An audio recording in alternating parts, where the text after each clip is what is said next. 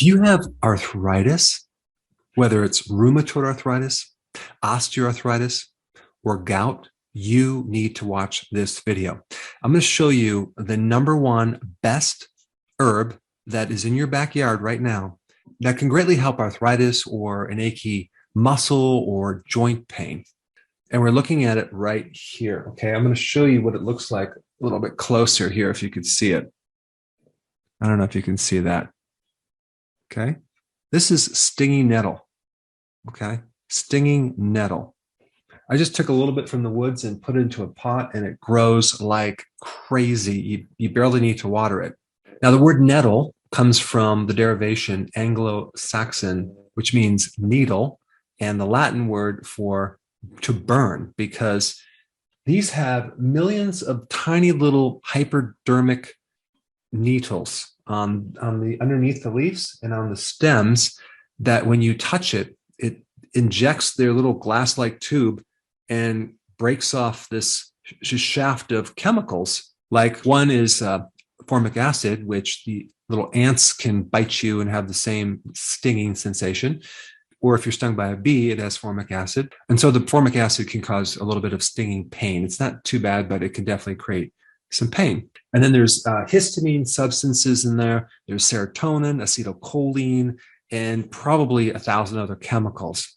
And they don't know exactly what chemical is creating the anti-inflammatory effect, but it could even be your own immune system reacting to these chemicals and reducing inflammation that way. We don't know. All we know is when you expose this to an inflamed joint, whether it's on your fingers or your big toe or your shoulder or your knee, it can greatly reduce the inflammation and pain. And so it's fairly safe. It's extremely available. It's all over the place. It grows like a weed, very low cost, and it's even edible. There's actually a lot of nutrition in this plant. It has calcium, it has selenium, it has the B vitamins, it has vitamin C, vitamin E. Some people put it in their soup. Some people make a pesto out of it. Some people make a tea out of it or put it in their salad. But in this video, I'm going to recommend using it topically. And I'm not recommending going out and getting a supplement. I'm recommending just finding it in your backyard or in the woods, or you might want to consider growing it if you have arthritis, because if you use it on a regular basis, you won't have arthritis. And it's interesting because I talked to a farmer who had very severe arthritis. I mean, he was basically crippled, and he got on his riding lawnmower and he was cutting his lawn and he ran over a bee's nest. Okay. And the bees came out and started stinging him all over his knees. Okay. Now, don't ask me why they just focus on the knees, but that's exactly where he had his arthritis. I mean, they could have actually killed him if they stung him all over his body, but they focused on one body part, which happened to be where most of his arthritis was.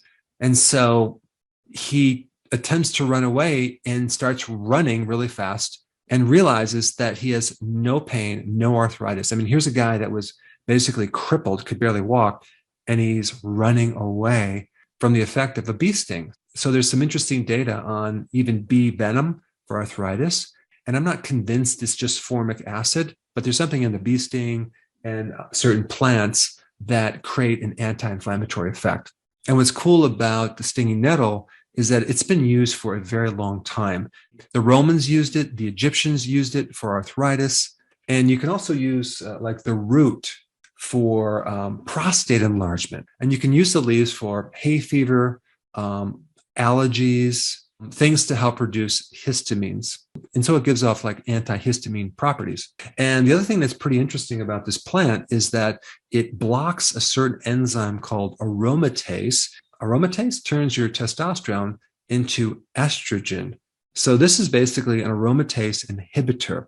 So it's really good for people that have too much estrogen, both in men and females.